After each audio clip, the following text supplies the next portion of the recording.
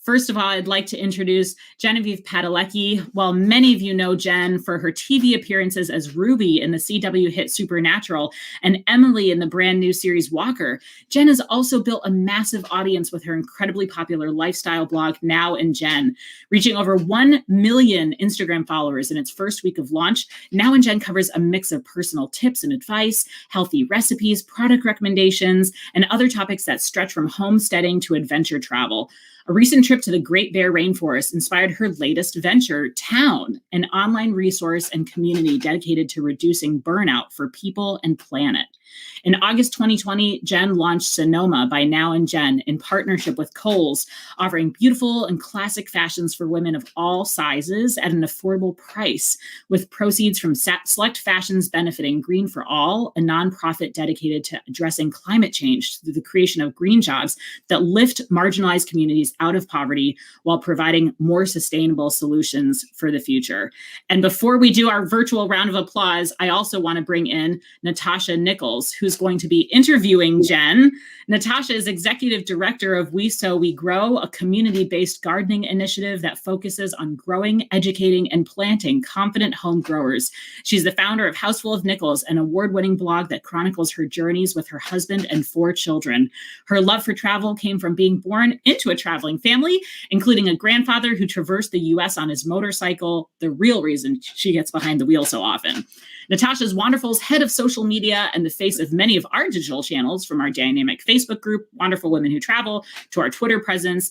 And she was recognized at Mom 2.0 for Blog of the Year, as well as Philanthropic Work of the Year, and has worked with many dynamic brands such as Kia, KOA, and 4-H. As you can see, we have 2 rock star women, and I'm so pleased to have you both here with us today. Welcome.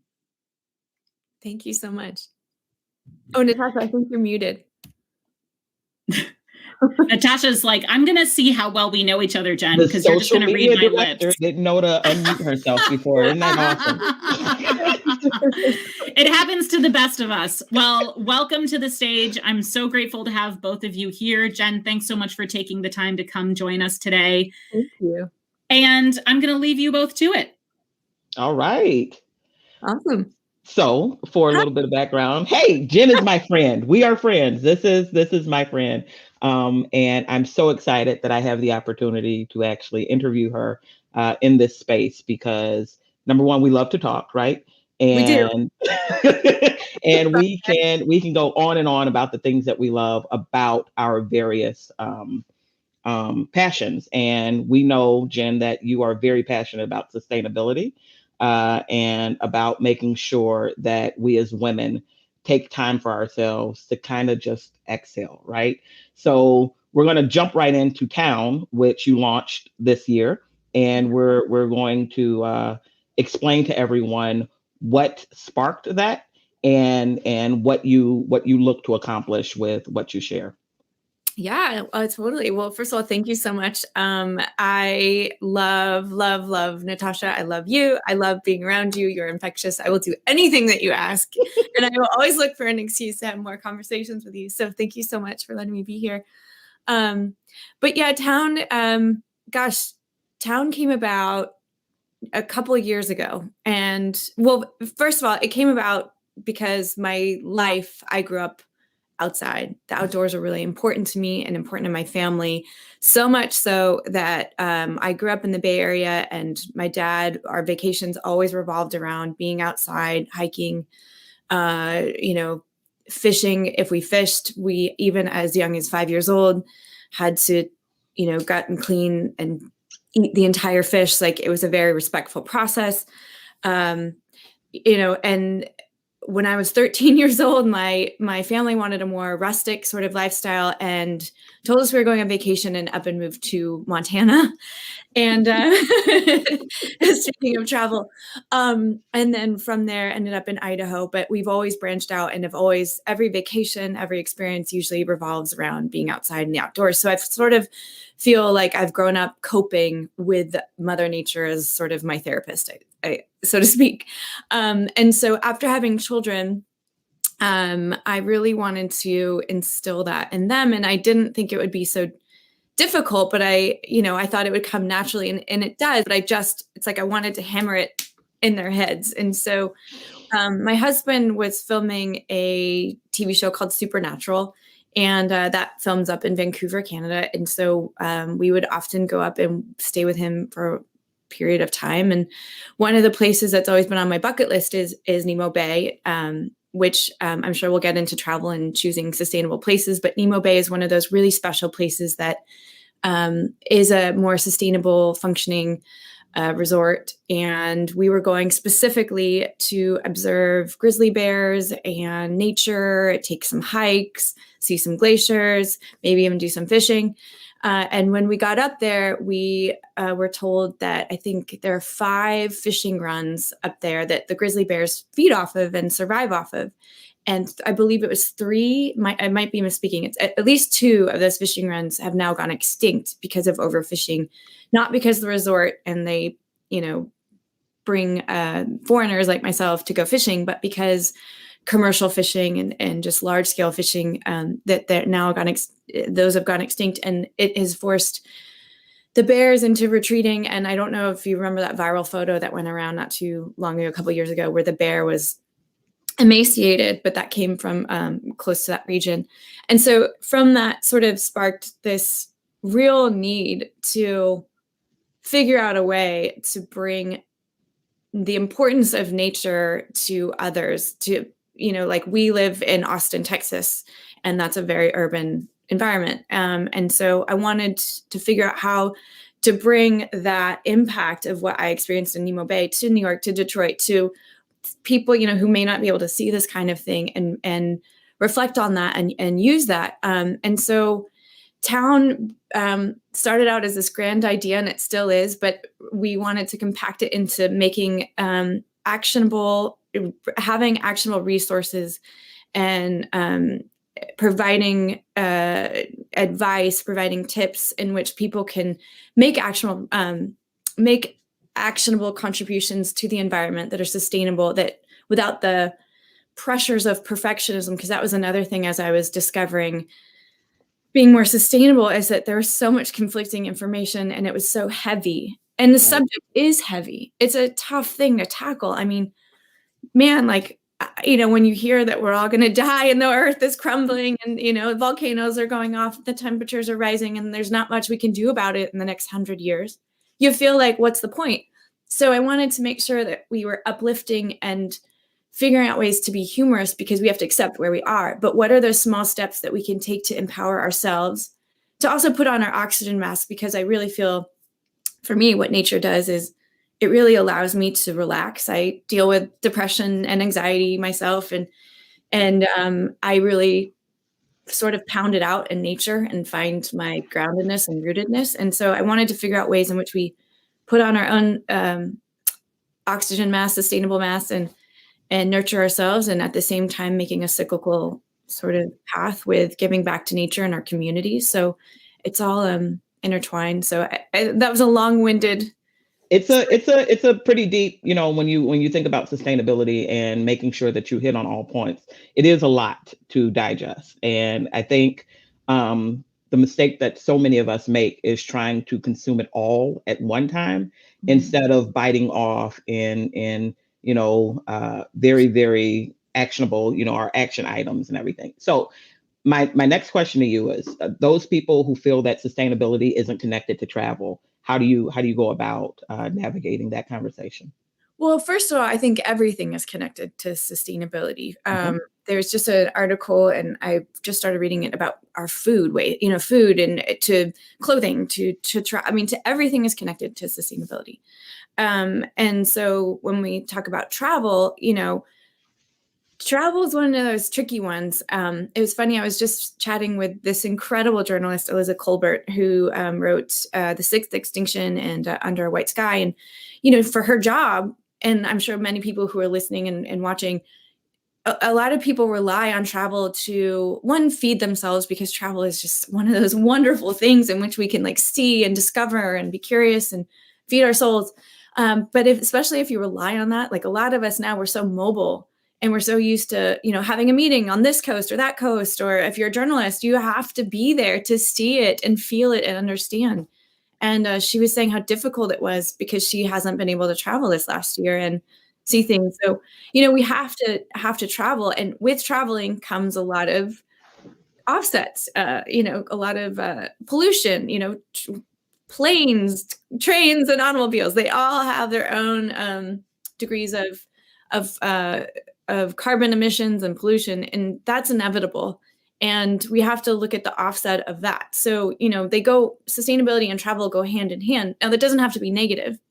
So when we travel, knowing these things, we can also kind of counterbalance that with maybe picking hotels that have, are carbon neutral, or support local communities or maybe that are closer, or picking ways to get to your destination that maybe aren't as harmful for the environment. Or when you get there, making sure that you are supporting the local community. So there are ways to be more sustainable within travel, and it's just being smart about how to figure that out, which I'm still figuring out myself.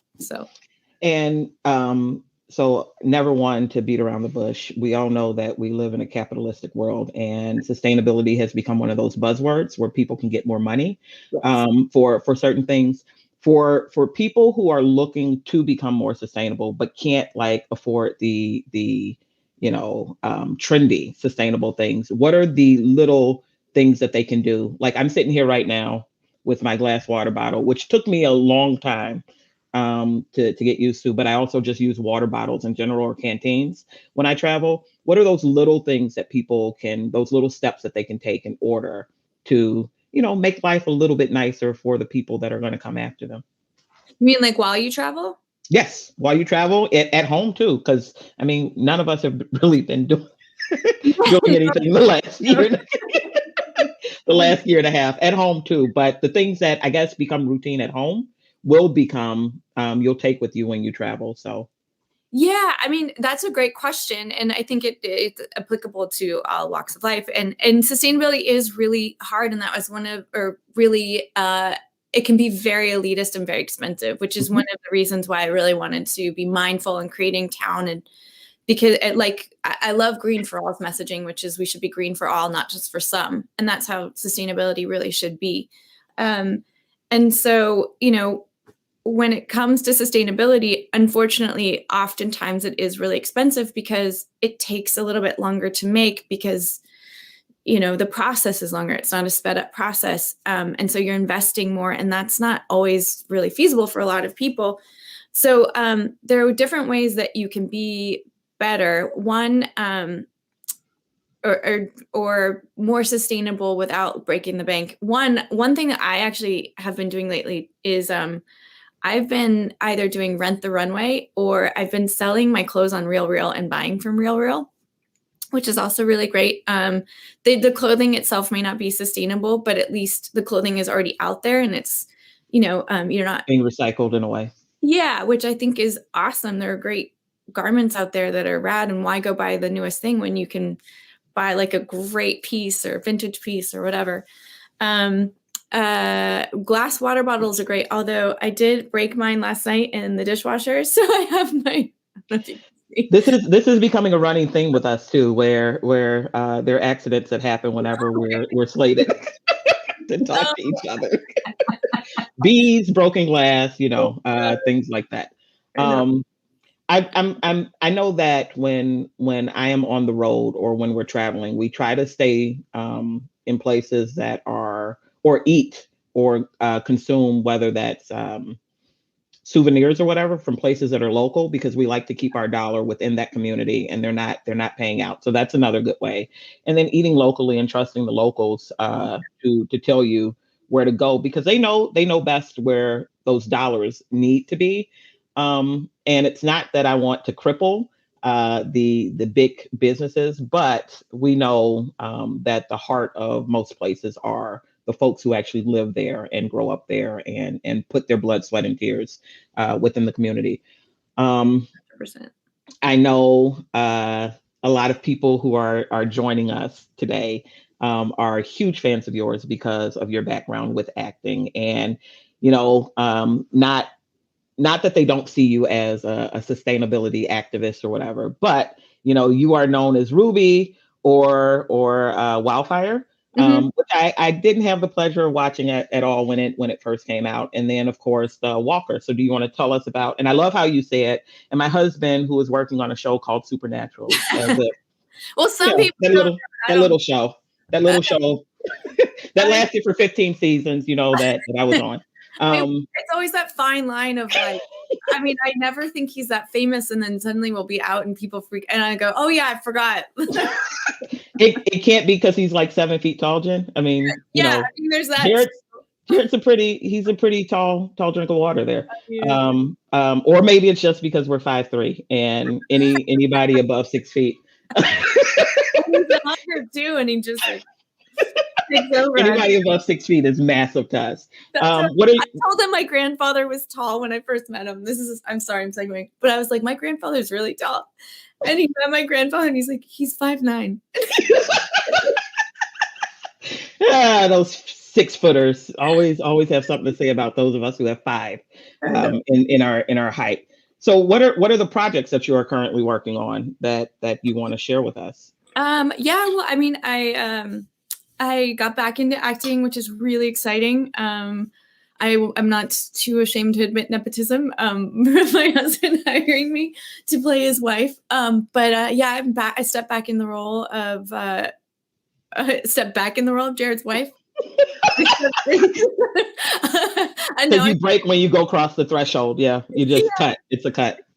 So, which is super, super fun, and I've lived to go to set. I love it. I'm really excited about it, and it brings me such joy, and I get really sad when I'm not in an episode. It really bums me out because I love working so much, and I love the cast and the crew and everything about it. So that's been really exciting, and I'm so appreciative of everyone out there who's been watching and supporting the show, because I know it hasn't been really consistent with COVID. We've had to shut down a few times with cases and all the chaos. So, I know it's not consistent. So I really appreciate everyone watching in, tuning in.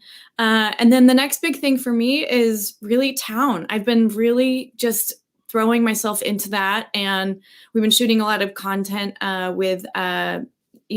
town. And, I am not an expert at any way, shape, or form about sustainability, but I care so deeply about it. And so this has been so fun to really talk to people, and I really want to understand how to be more sustainable, not just talk to experts, because that can be really helpful, but I want to know how people live. How did someone like me, like you, take off and decide to build build a farm in the middle of Chicago? I talked to this, I feel like I've introduced you to Chaz from Sweetwater Farm. Yes. Yeah.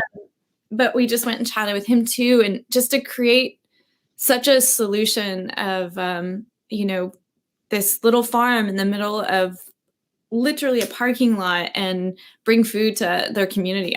Or Rome Ranch, who's doing regenerative farming and who built Epic Bar, and now is like, hey, we're building a community of clean, great soil. And I just want to know how we can take these things, and I'm so inspired by it, and how we can bring them into our own lives and do something impactful in our own homes, and make it actionable. So we're not just like, oh, well, this climate expert says that if the ocean keeps rising, then we're all screwed. So that's great. But what do we do with that? So right.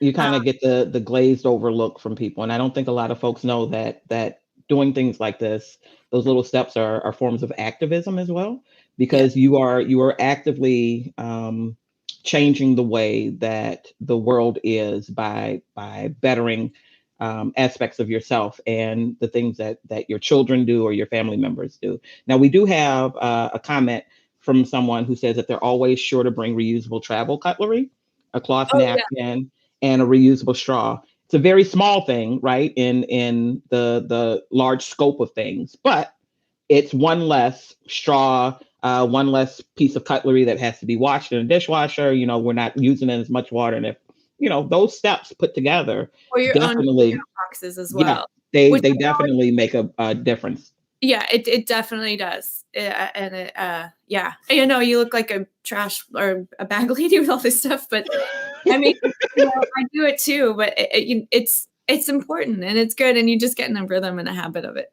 And I mean, not to be, I guess, shallow, but they're making things a lot prettier Yeah.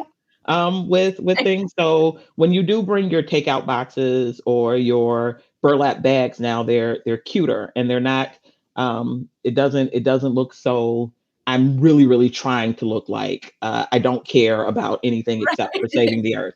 Yeah. I can still be fashionable and still have my foot forward in the way that I look. And there's nothing wrong if you like the burlap bags. I'm not throwing off No, or but it's throwing nice shade. to feel like you can express Yes. your Yes. individuality And still be helpful towards the earth. Now yeah, we do want to open. I know we were only given 45 minutes, which is bogus because we can talk for much longer I know. than 45 minutes. But we do want to leave room for those of you who may have questions for Jen, questions for sustainability, things in general. And even for me, yeah, I run a farm in Chicago. Oh, Natasha is It's who I it's really pretty want pretty to ask awesome. questions about. Natasha is like, I ask her all the time. I'm always like, "What's this? What's that?" And or like, "Hey, I need a joke. Like, cheer me up. I need a smile." And we talk chickens quite a bit. We talk chickens. I know when you got the frost, the cold freeze in Texas, Natasha's like, uh, "You're fine." the chickens will be fine. They know birds are fine. They know what to do. And I'm surprised that you all can't hear our chickens singing the egg song right now as they're laying outside, which is yeah, it's a little bit annoying first thing in the morning when all you want to do is sleep. I know. Um, so let's do travel based things and move from sustainability until we get some questions. What has been your favorite trip that you've taken? So I have three: solo, with your children, and then with Jared alone. Oh, that's a great one. I need to take more solo trips, to be honest with you, and that's something that's definitely on my list. It's been really challenging because everybody right now is traveling somehow. Like I've tried to book all these yurts recently because I'm like, I just need solo. But it seems like everyone has the same idea. But my favorite solo trip was actually when I was in high school because it was the first time I was open or I even knew that you could do something like that. And I went to a really like kind of progressive school in Idaho, and um, part of the curriculum was that the outdoors were part of the curriculum. And so we had to go on all these big hiking and camping trips throughout the year. And one of those trips is in Arches National Park. And so we had to read Desert Solitaire by Edward Abbey, and you had to camp by yourself for a couple of days. And that was like terrifying to me because I've seen too many horror movies to I do mean, that. totally, like I don't know what's gonna happen. Like my school is just making me fend for myself, and like some people are fasting, and I'm like, what does that even look like? And peeing and pooping outside, and oh my gosh, can someone see me?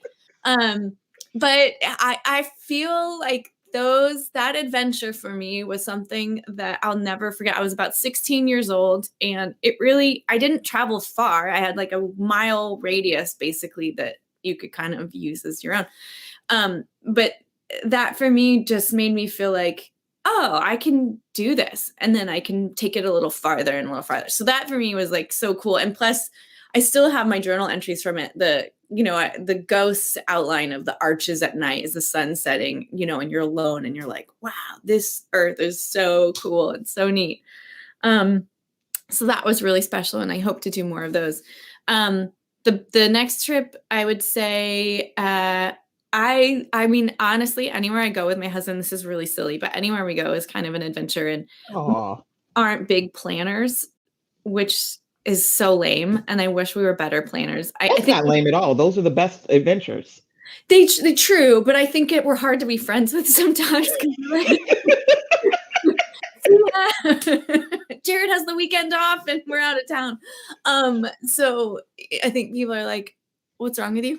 But a lot of the time he would have all these conventions during the summertime, during the hiatus with Supernatural. And we would kind of like just look at a map and go, okay, where are we going to go? And we'd get on a train and we would just end up at a destination. And we'd use the train as like our hotel, which is also another way to kind of save money and be more green. And I'll tell this really funny story, and I hope I'm not taking all your time, but we were on one train, and we just bought a compartment, and you get in the compartment and there are these bunk beds. And so it's like two, and two. So you have like six people can theoretically sleep. And my husband can barely fit. He's like, gonna be like this, right? So he gets in there and like we throws our stuff in, and there's a sweet older couple, and I don't even know if they knew each other, but they're probably in their like 70s or 80s, and they're stuck with us, and we're still in our 20s, like, nah. We throw our stuff in, we go have a couple of drinks, and then the staff let us know that, hey, there isn't a compartment if you want it that no one's using if you want to sleep in there. And we're like, okay, great. So we stumble into the room a little drunk, and Jared grabs my bag, and it's so heavy and drops it to the floor. And the poor little old man like sits up super fast and like hits his head and probably has a heart attack with this like 6'5" guy like looming over him. But you know, those adventures for us, like just winging it, are some of the best, you know, ones, because you're not like, check, I did this, check, I did this, check, I did this. Right. It's more of like the spirit of adventure. So that's always like super fun. And and asking locals, like, where would you go? Where do you think? And what's good?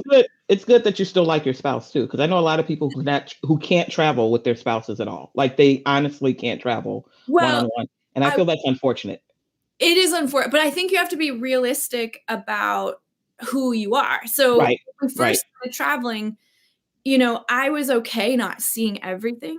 And I wanted to, you know, I wanted to soak in and just in the morning and have my cup of coffee, or, you know, one of us wanted to work out and the other one did it, whatever it was. And so we were on different schedules at times. And I think the important thing is to note that, like, you don't have to see everything at the exact same time on the exact same schedule, and you can have your own experiences and come back. So I think that's what has worked for us, is knowing that we're individuals and there might be some things that I want to see that he doesn't, but you know, so I think, because, you know, we've had our rows just like everyone else. Absolutely. Yeah, we can talk. That can be another session.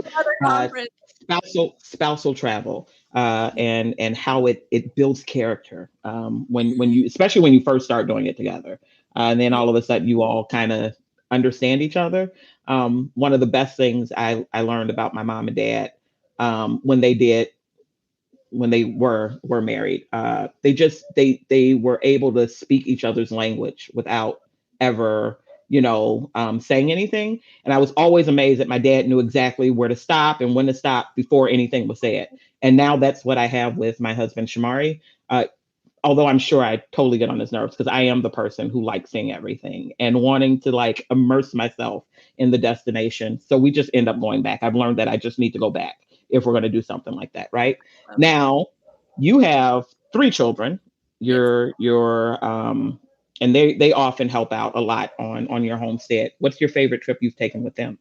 You know, we took one this last summer that was really cool, where we road tripped all the way to Whitefish, Montana, which is where I lived when we moved. And we went from Austin to Whitefish and back. And I know that most people are probably like 3 kids in one car, which was definitely a lot. But I learned a lot with them, and I'm also really annoying. I stop at every historical site. Like, I'm obsessed with understanding like who was here first and what was it like, and Lewis and Clark went across this way and discovered this plant, and everyone rolls their eyes at me. But yeah, I just learned a lot about myself, and I got to see the world through my kids' eyes, you know, and to go, you know, we tried to hit a certain marker every day, but sometimes we didn't. And this was your first long distance road trip with them? Yeah, like to this capacity. This was like a month. Okay, on the road, a month on the road. Yeah. I think because that's our default road tripping, it's always, I'm exhausted on planes with my children. Whenever we have to fly, It's just a because lot. I can't keep, even though they're very well traveled, right? That is what exhausts me. Road tripping though, like we have it down to a science. Everybody gets their backpack with Yeah, whatever they need in the car. We yeah, learned how to pack. We've done what is time now?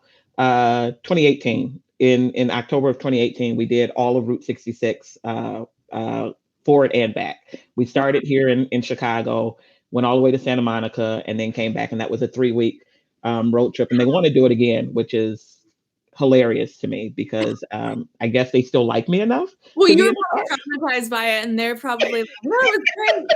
You're like, "You were terrible. You I were." was no, I you know what? I have to say, I think my kids, I like my kids more when we're traveling than when we're in the house because we all get stir crazy.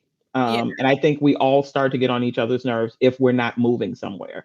So we're always together because we homeschool the bottom three, but we like moving. And I think that's something that they inherited deeply from my dad's side. We were always road tripping as kids, even though I love it. we went the same place every summer, but we were on the road.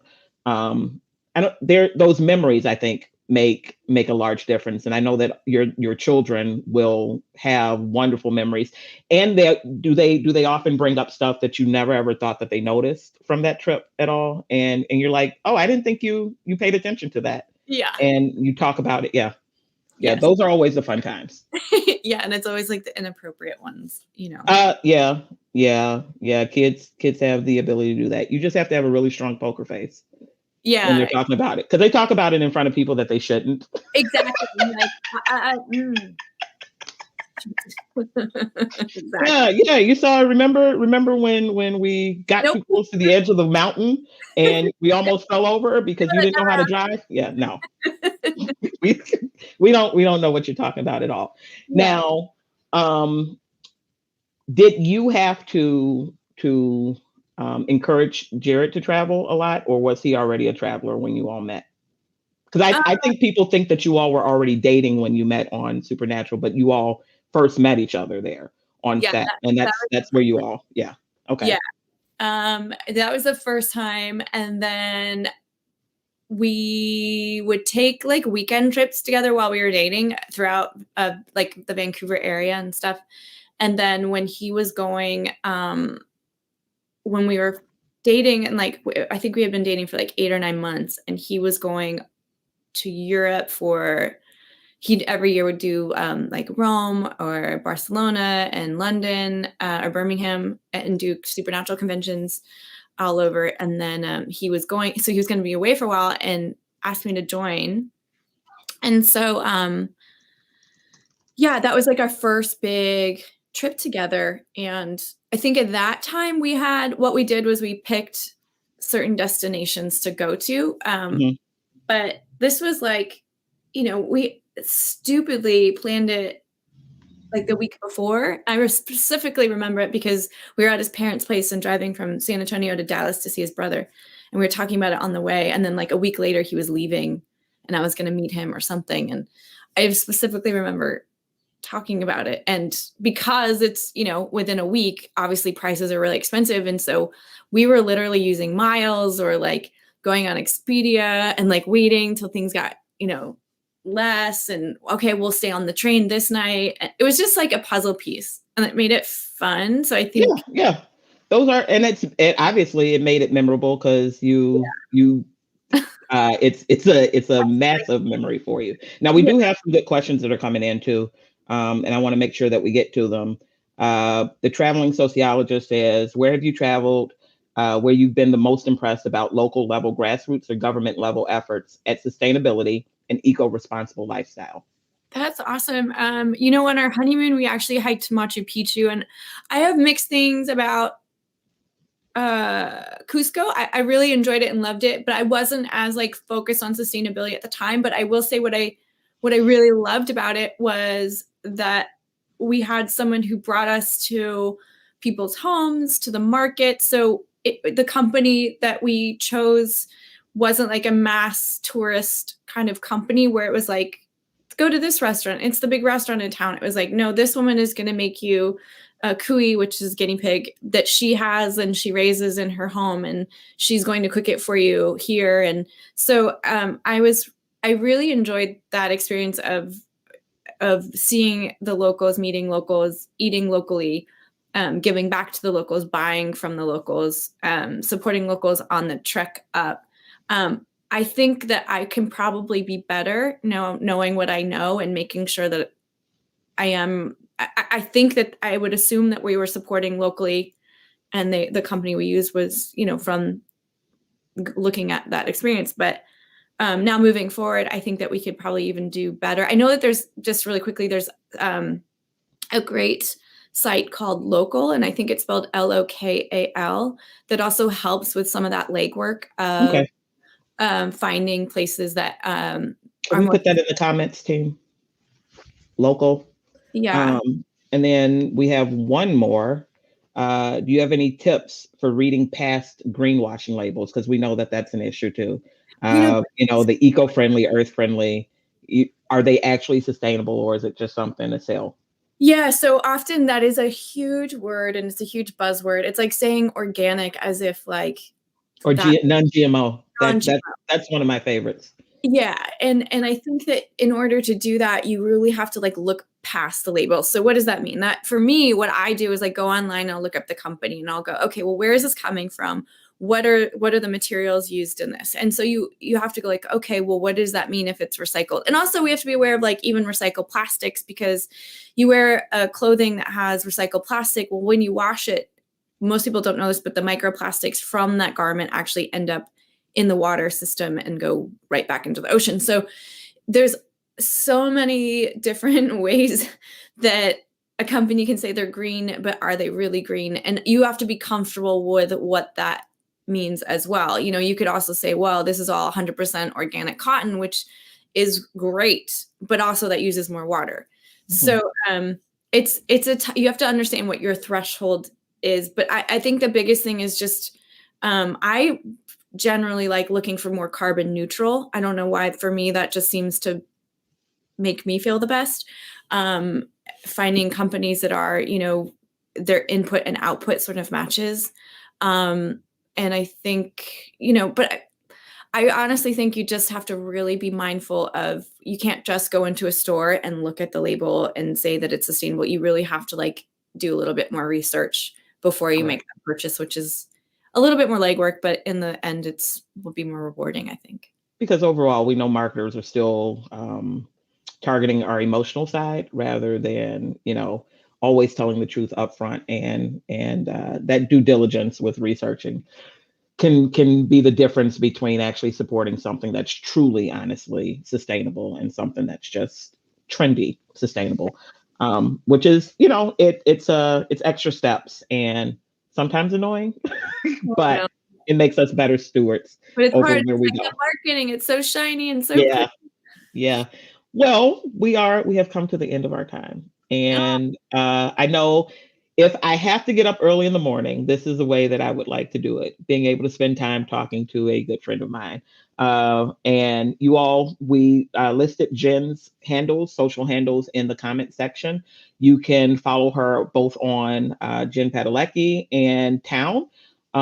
She often hosts wonderful book clubs, and she'll pop up with a lot of interviews that always intrigue me, and I always stop whatever I'm doing to listen to them. And we want you to stay out and around for the rest of WITS, because we have some awesome programming for you. So I'm going to turn it back over to Beth. Thank you, Jen, for joining us this morning. I love you. To the moon and back. To the moon and back. And we will talk later, I'm sure. Yes, can't wait. Thank you both. It's been such a pleasure having you. And I hope you all enjoyed that conversation. I know I did, and learned so many really good tidbits, and I'm really excited that you all had a chance to hear that. And